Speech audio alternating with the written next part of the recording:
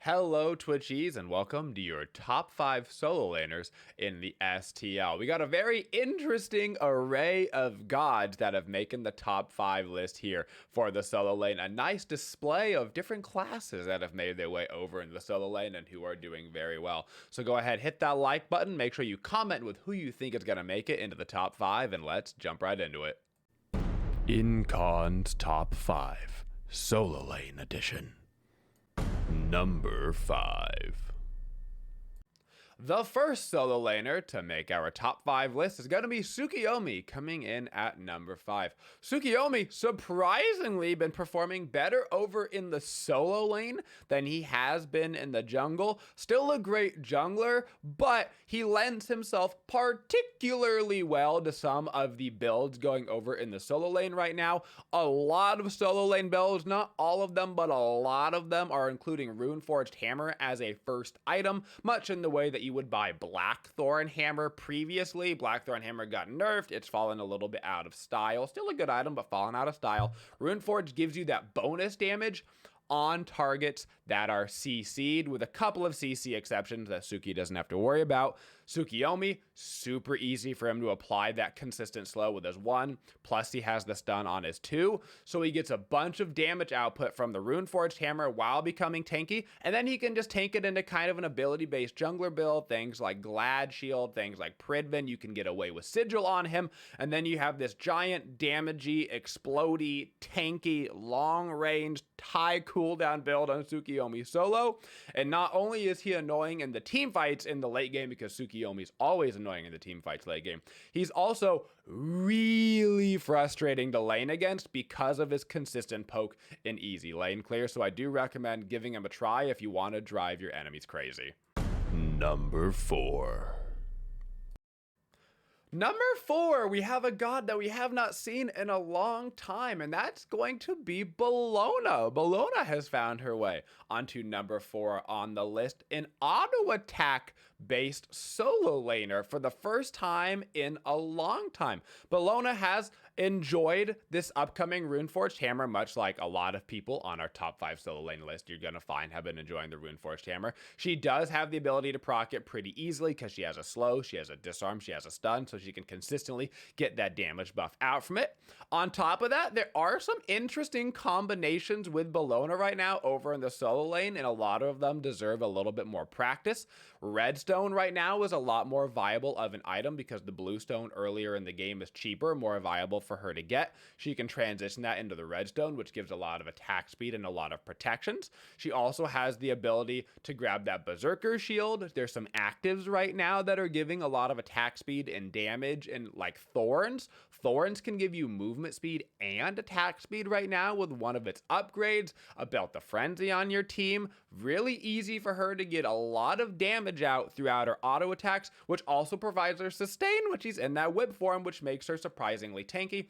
On top of that, easy to shut down hunters, so whenever hunters come into the meta strong, she has those block stacks, which you can combine with Hide of the Nemean Lion. You can see all of these combinations with Ballona that have come into the game recently and been made stronger that have brought her into our top 5 solo laners for January. Number 3. Sun Wukong made it into our top 3 at number 3 in the Smite Twitchy League, guys. Sun Wukong never truly leaves the solo lane meta. He's always kind of around, even if he isn't the actual best, but a lot of the itemization right now over in the solo lane is super in his favor. He's always had great lane clear because of Cudgel over in the solo lane. You can rank up that Cudgel first. It provides great poke against the enemy solo laner while also clearing that wave super easy. Not to mention, it means you can go into the jungle and farm the jungle really easy as well. But you've got a ton of options over there for more aggressive builds if you want to. Items like Soul Eater, which have always been a big fan favorite for solo lane Wukong players. Ducky oftentimes would play that Wukong over there with that soul leader for the sustain, and it has not become any less powerful than it was over there. Still provides him with an immense amount. You combine that on top with the HP 5, MP 5 that you get from the Rune Forged hammer, all of a sudden you've got sustain on sustain on sustain, and you're doing a lot of damage because Wukong can get away with more aggressive builds with less protections because his kit is so default safe by having that Ox and Bird form on his 3, and then having a CC immune ultimate that puts you in the air where you're invulnerable while you're healing. A lot of options for him to go more damage oriented over in the solo lane, which has been a very powerful force. Number 2. Number 2 on our list, one of the biggest rises actually in the Smite Twitchy League, I would say of all time. In December, Artio did not perform particularly well. She was being played a little bit more in the support role actually in December. More people now playing her over in the solo lane. She's been performing much better over there. A lot of her performance numbers, though, I do want to clarify, came from, of course, Season 8. This is the top 5 January list from all of our data, and a lot of her performance numbers came in Season 8. Season 9, the Guardian solos are a little bit more interesting. Artio definitely the best performing, I would say, out of all the Guardian solos in Season 9 as well. We have seen a lot of itemization, particularly focused at the warriors over in the solo lane. But Artio does still have some decent options. The Jade Emperors has been really interesting on her for that minus physical power debuff that it gives out AoE around her. The Breastplate of Valor is totally fine on her. And so you do end up with a very tanky build, but she has less damage output than her warrior contemporaries over in the solo lane. But the one thing she does have, of course, always going for her, extremely annoying and provides a lot of CC in team fights with that cripple, with that stun.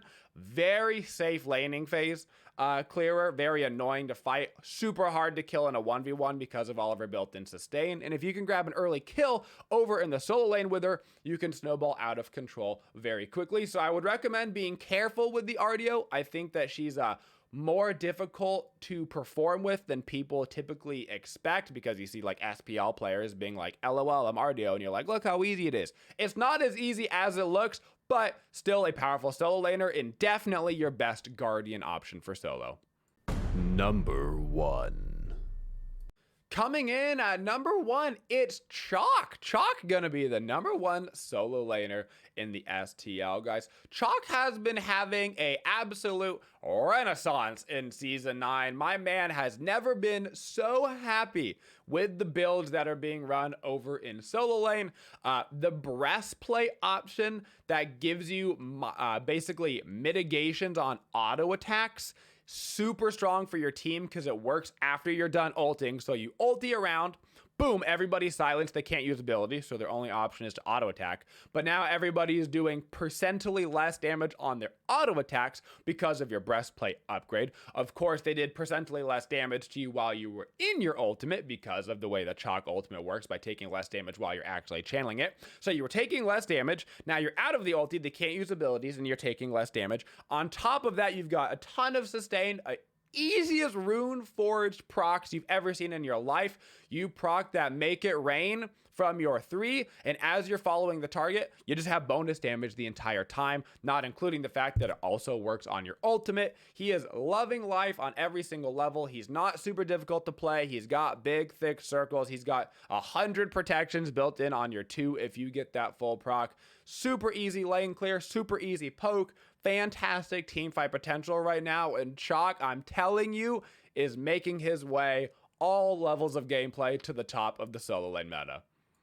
So all throughout January, it was CHAK who was the unstoppable solo lane force, which really does make sense when you consider the fact that this is a league that encompasses all levels of gameplay, from people that are new to Conquest to those that are grandmasters in the solo lane. CHAK has always been a god that has been good at all levels, because even at the top end level, if you get somebody that doesn't know what they're doing in the solo lane, CHAK is a great god to make sure that you're not feeding your brains out over in solo, and that you can still participate in the team fights through giant circles, And if you're very good over in the solo lane, CHAK leads you to have a lot of opportunities to abuse his poke with his giant axe, combined of course with the warrior's axe in lane. And he's really been loving that rune forged hammer meta that has started developing over in solo lane, because he has super easy ways to proc it.